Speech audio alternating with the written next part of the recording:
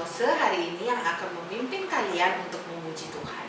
Tetapi sebelum kita memulai ibadah kita hari ini, Lause ingin kembali mengingatkan kepada kalian untuk kalian dapat membagikan dan mengajak teman-teman kalian menonton video ini sehingga teman-teman kalian yang lain juga dapat terberkati dan dapat beribadah bersama-sama dengan kita. Oke, kita akan memulai ibadah kita pada hari ini. Kita akan mulai dengan doa kepada Tuhan. Mari kita dengan sikap yang hormat, kita tundukkan kepala, kita lipat tangan kita mau berdoa kepada Tuhan. Dan Lause akan memimpin kalian di dalam doa. Mari kita berdoa. Tuhan, Allah Bapa kami yang bertahta di atas kerajaan sorga, Allah yang maha besar, kami mengucap syukur ya Bapa untuk perlindungan-Mu pada setiap kami hari lepas hari, sehingga kami dapat kembali Engkau pimpin untuk dapat beribadah kepada Engkau melalui video ini. Jadikan kami ya Bapa, anak-anak-Mu yang hari lepas hari dapat menjadi anak yang lebih baik lagi, yang taat firman-Mu dan menjalankan firman-Mu di dalam kehidupan kami. Tidak lupa kami juga memohon ampun atas segala dosa dan kesalahan kami. Hanya di dalam nama Tuhan Yesus kami sudah berdoa. Amin. Oke, untuk lagu yang pertama, Lause akan memimpin kalian dalam lagu baru. Sebenarnya lagu ini bukan lagu baru untuk anak-anak yang sudah hafal lagu Tembok Yeriko. Nadanya lagu yang akan kita nyanyikan ini sama dengan lagu Tembok Yeriko, cuma liriknya saja yang berbeda. Oke, kita akan belajar bersama-sama lagu baru ini. Lagu ini adalah lagu tentang penciptaan.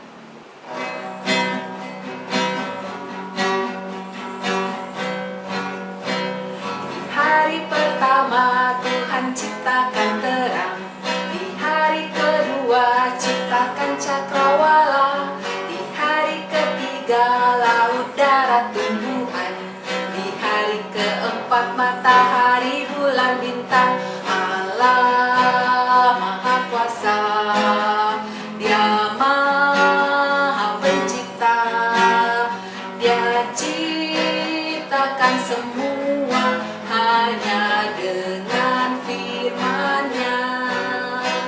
Di hari kelima hewan laut tercipta, di hari yang sama hewan udara juga, di hari keenam hewan darat tercipta, dan pada puncaknya terciptalah manusia. Allah Maha Kuasa, Dia Maha Pencipta, Dia ciptakan yang ada dari yang tidak ada.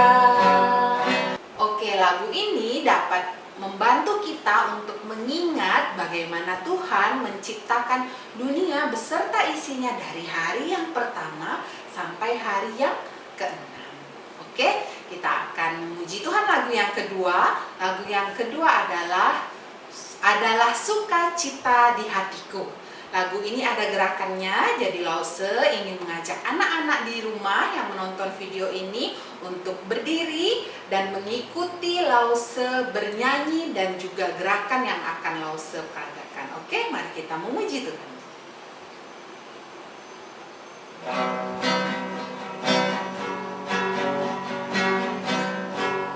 Adalah sukacita di hatiku, di hatiku adalah sukacita di hatiku. Diberikan Tuhanku, aku bersyukur, bersukacita, kasih Yesus ada di dalamku. Aku bersyukur, bersukacita, kasih Yesus ada di dalamku. Adalah SUKACITA di hatiku, di hatiku, di hatiku adalah SUKACITA di hatiku. Diberikan Tuhanku, aku bersyukur, bersukacita, kasih Yesus ada di dalamku. bersyukur, bersukacita. Kasih Yesus ada di dalamku, adalah SUKACITA di hatiku. Di hatiku adalah SUKACITA di hatiku. Diberikan Tuhanku, aku bersyukur, bersukacita. Kasih Yesus ada di dalamku, aku bersyukur, bersukacita. Kasih Yesus ada di dalamku. Oke, lalu seharap setiap kita dapat bersukacita senantiasa kepada Tuhan. Selanjutnya kita akan mendengarkan cerita firman Tuhan. Lalu seharap anak-anak di rumah dapat mendengarkan dengan baik firman Tuhan yang akan disampaikan oleh Lause kalian. Oke, selamat mendengarkan firman Tuhan. Halo anak-anak yang berada di rumah, berjumpa lagi dengan Bapak. Kita akan mendengarkan firman Tuhan pada hari ini. Tetapi sebelum kita mendengarkan firman Tuhan, kita berdoa terlebih dahulu ya anak-anak ya. Mari kita berdoa. Bapa kami yang ada di surga, kami mau mengucap syukur dan terima kasih atas kebaikan-Mu di dalam kehidupan kami. Terima kasih Engkau sudah menyertai kami, termasuk anak-anak yang berada di rumah. Engkau sudah menyertainya. Dan pada saat ini Bapa, kami siap mendengarkan firman Tuhan yang akan disampaikan. Kiranya Engkau menolong untuk setiap anak-anak yang berada di rumah, agar anak-anak setelah mendengarkan firman Tuhan dapat mengerti, dapat bertumbuh, berakar kuat, dan dapat berbuah di dalam kehidupan mereka. Terima kasih Bapa di surga, ampuni segala dosa dan pelanggaran kami, hanya di dalam nama Tuhan Yesus. Amin.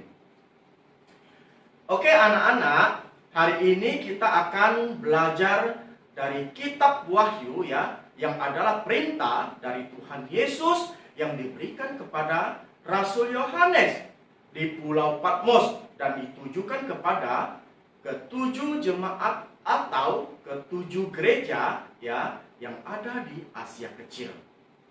Anak-anak pastinya sudah belajar jemaat pertama yang ada di Efesus.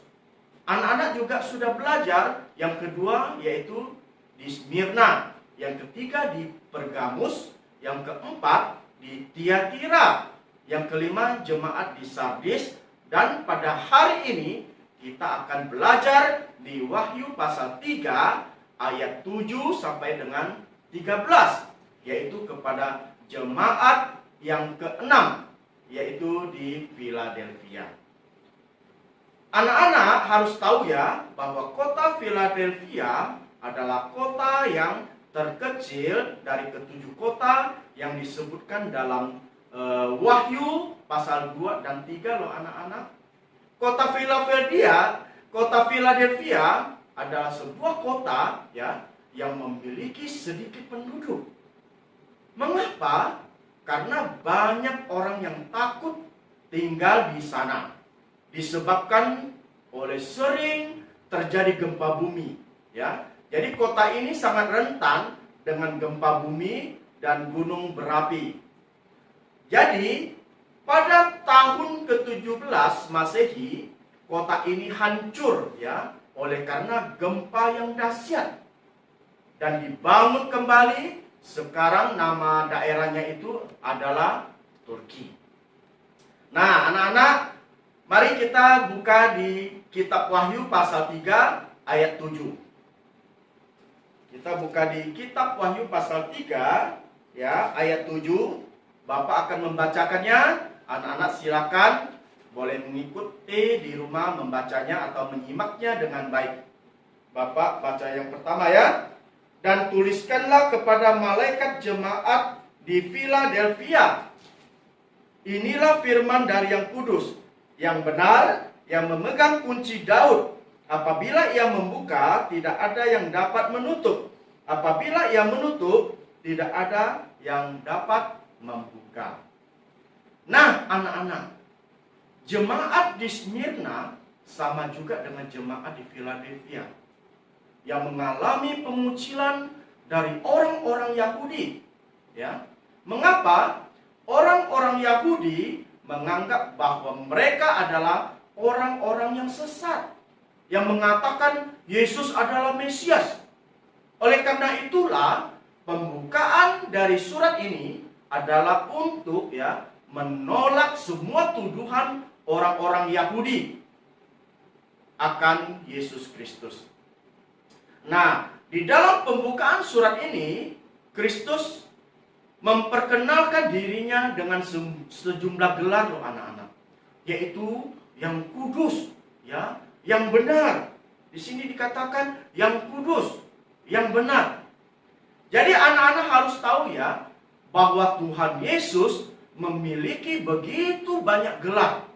Salah satunya adalah terdapat di Yesaya pasal 9 ayat 5. Apa itu?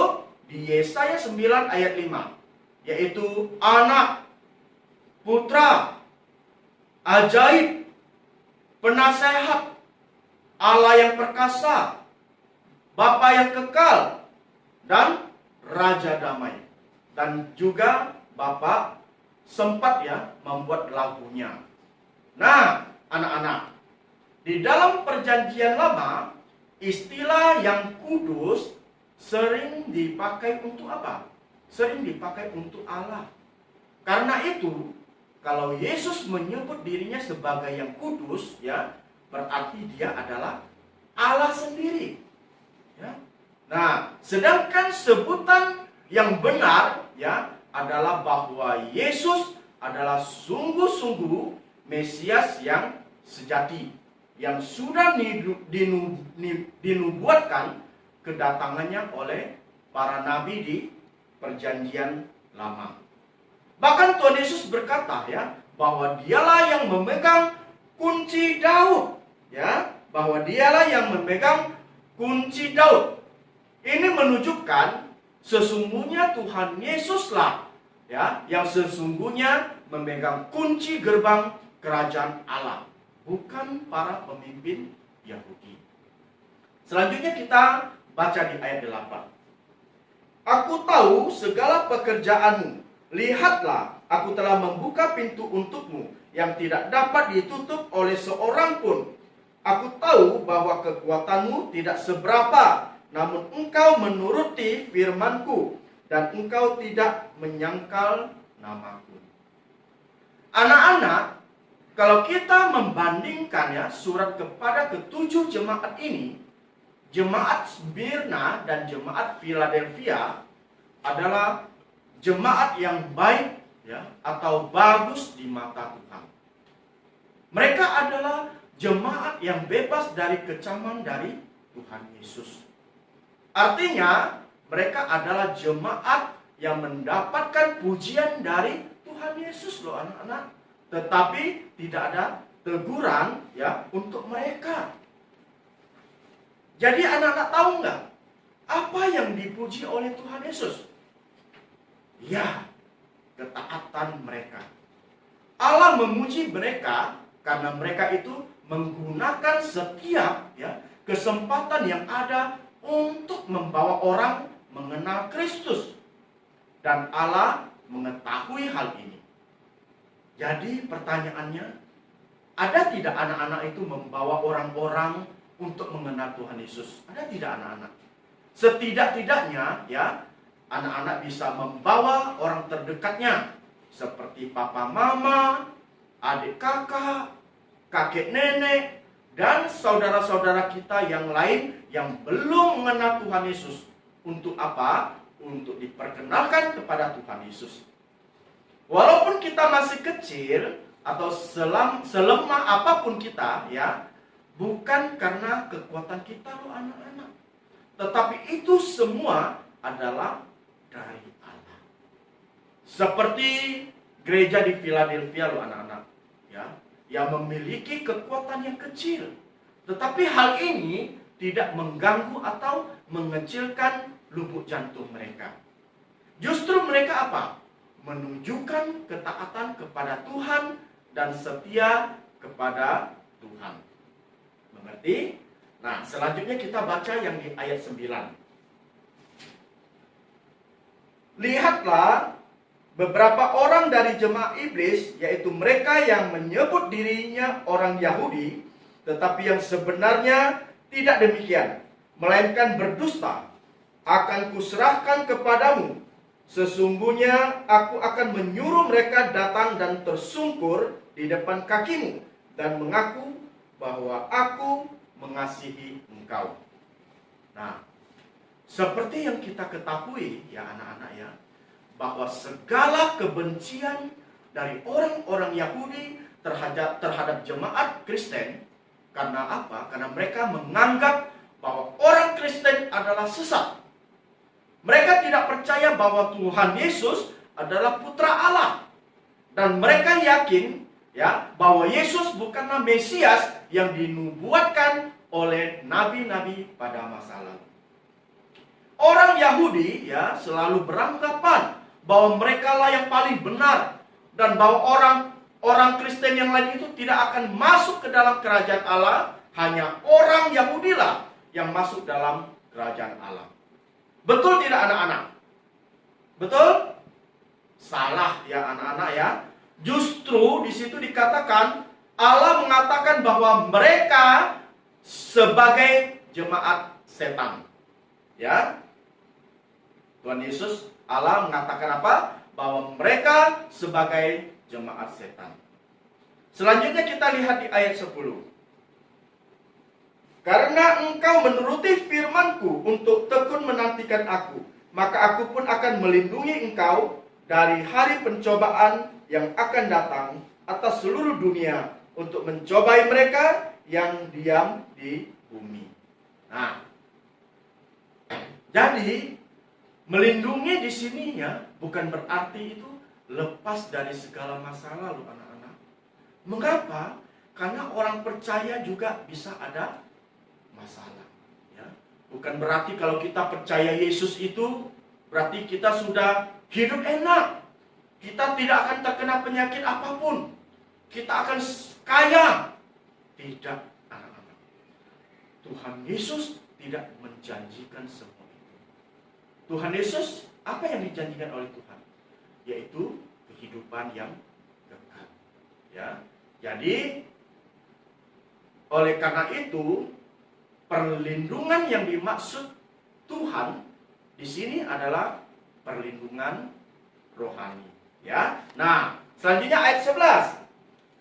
Aku datang segera, peganglah apa yang ada padamu, supaya tidak seorang pun mengambil mahkota. Ya, mahkotamu. Nah, artinya apa? Artinya adalah bahwa kita harus rajin di dalam setiap pelayanan kita ya anak-anak ya. Seperti yang tadi Lause bilang.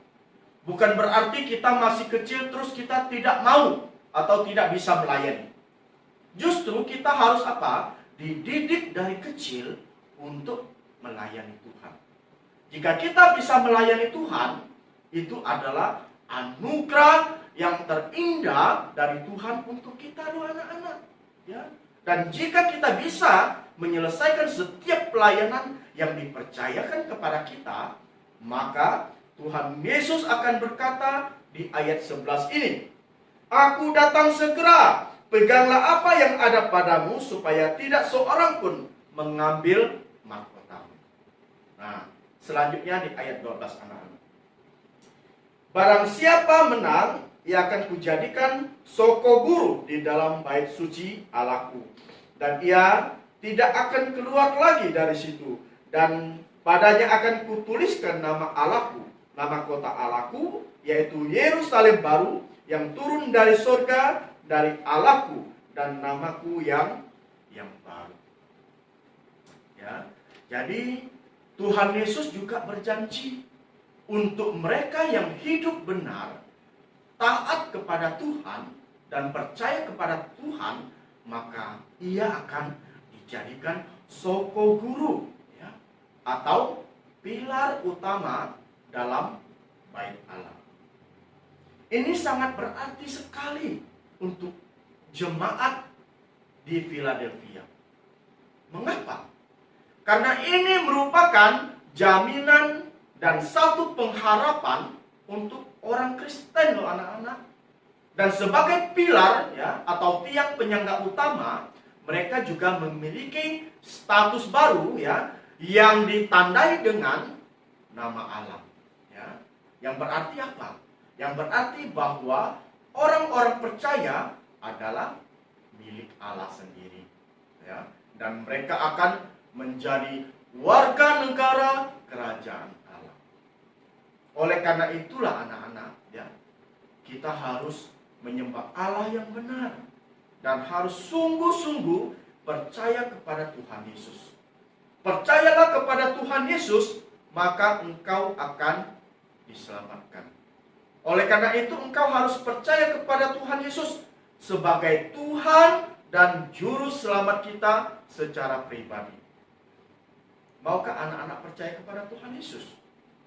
Jika anak-anak sudah percaya Yesus, maukah anak-anak mengabarkan Injil keselamatan, kabar sukacita kepada keluargamu yang belum percaya?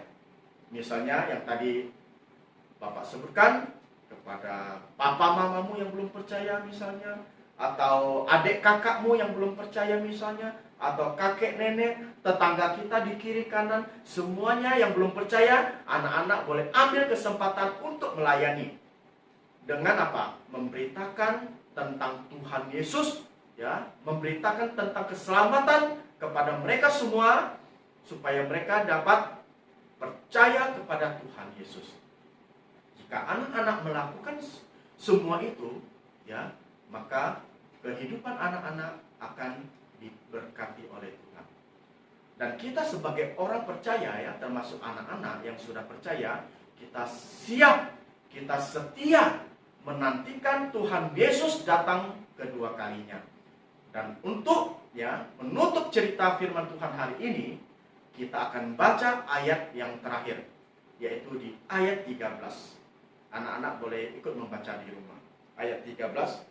Siapa bertelinga, hendaklah ia mendengarkan apa yang dikatakan Roh kepada jemaat-jemaat. Oke anak-anak, mari kita berdoa. Bapa kami yang ada di surga, kami mau mengucap syukur dan terima kasih atas firman-Mu yang sudah kami dengar pada hari ini. Kiranya firman Tuhan yang sudah anak-anak dengar, anak-anak dapat mengerti, anak-anak dapat berbuah di dalam kehidupan mereka, baik itu buah pertobatan maupun buah Roh Kudus. Terima kasih Bapa untuk firman-Mu. Kiranya firman-Mu dapat terukir indah di dalam lubuk jantung anak-anak yang sudah mendengarnya pada hari ini. Terima kasih Bapa di surga. Ampuni segala dosa dan pelanggaran kami, hanya di dalam nama Tuhan Yesus